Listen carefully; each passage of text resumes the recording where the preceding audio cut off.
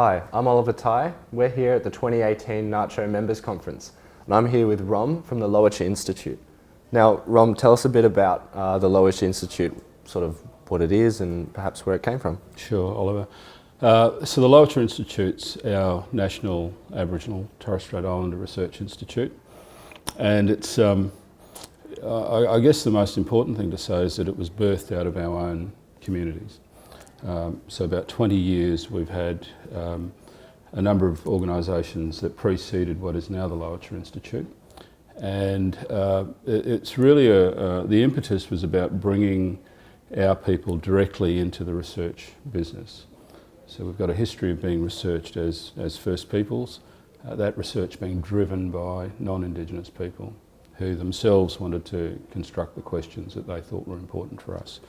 So we've turned that completely on its head. So our research processes are really about what is ultimately going to be of benefit to our people, and what are the questions that are important for our people, rather than the researchers or the white institutions.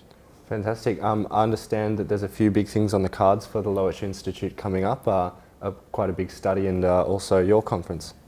Yeah, so I might jump to our conference next year in June. So we return to Darwin, which was the genesis of the Institute. Our chair, Pat Anderson, is not only an internationally recognised person, but someone who, like me, grew up in Darwin and lived in Darwin. And there's a nice kind of alignment to the genesis of the Institute. For that conference, we're looking at a theme of thinking, speaking and being. So this is really about us.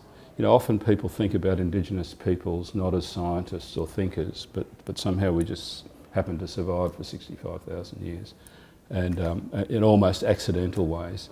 I mean, that's complete nonsense. So the thinking part of it is recognising that we are scientists, thinkers, intellects and reflectors. The speaking part is really about the importance of our languages, our culture, our cultural practice.